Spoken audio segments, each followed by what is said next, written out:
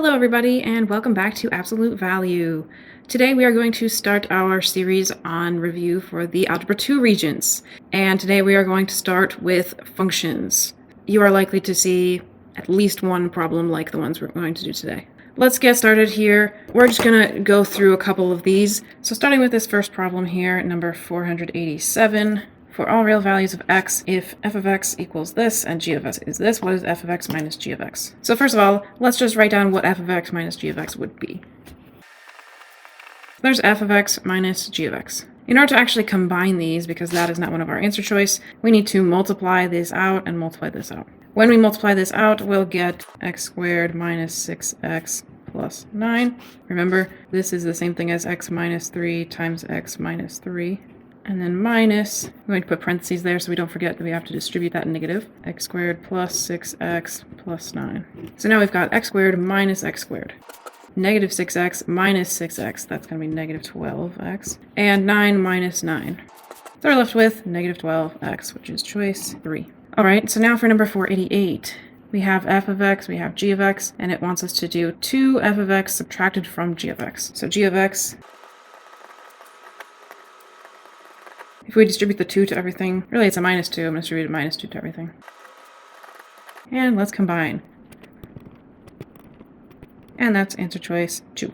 Going on to number 489, we have this is f, this is g, and it says which operation would not result in a polynomial expression. If we add them, we can combine these similar to how we were doing these ones. Same with subtracting, so it's neither of those. Those are both going to give us a polynomial. If we multiply them, well, that's very similar to what we did up here. Multiplied things out, and we'll get a third degree polynomial, but it's still a polynomial. The only one that will give us not a polynomial is if we divide them like that, because then we'll get a rational expression. Let's just practice this one, which is a dividing. So we have m, we have p, and we are doing m divided by p. So m is 12x to the 8a divided by p, which is 3x to the 2a. Dividing the number part is easy. 12 divided by 3 is 4. And then the x's, when we are dividing, we really subtract the exponents. So this is going to be x with 8a minus 2a. And that is going to be 4x to the 6a, which is option 2. So let's do a similar one now, but it's a little bit trickier with number 493. This time we are dividing a quadratic by a linear expression. And so that's what we were dividing. And in order to get something that's linear, like all of these answers, we need to actually factor this top. This top factors into, so we know it's going to have a 2x times an x to get 2x squared. Now we also know that there's going to be a negative and a positive number because we need to get 15. And then the question is just, is it going to be 5 and 3? Where are we going to put them? And it's going to end up being like this, because 2x times 5 would be 10x, minus 3x would give us 7x. All over 3 minus 2x. Now look, this bottom looks very similar to what's up here. So actually we can just rewrite this real quick as, if we factor out a negative, that's the same thing as 2x minus 3. And now those cancel out, and we're just left with negative x plus 5, or negative x minus 5. So let's try one of these word problems. We have the volume of a cardboard box can be modeled by v of x, which is the product of length, width, and height. If the length can be represented by this, the width is this, and the height is x, then which function represents v of x? So all we need to do here is v is length times width times height. Length is 18 minus 2x. Width is 18 minus 2x, and then height is x. So let's double distribute this first part. And then we have to distribute that x to everything. And that is 2.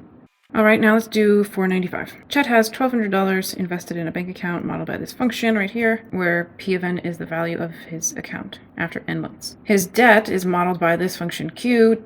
After n months, which function represents the net worth? So net worth here is going to be like the amount of money you have minus the amount that you owe, right? That's how much is going to be left over. So this one is really just going to be p minus q, which in this case is just 1,200.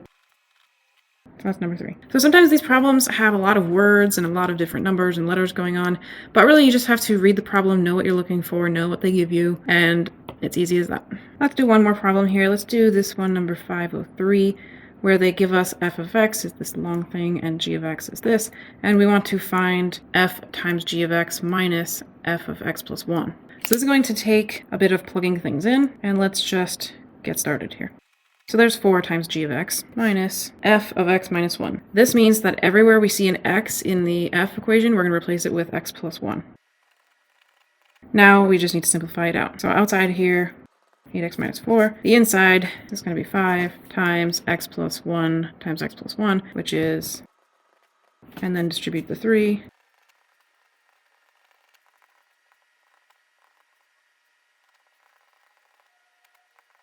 There's our polynomial in standard form.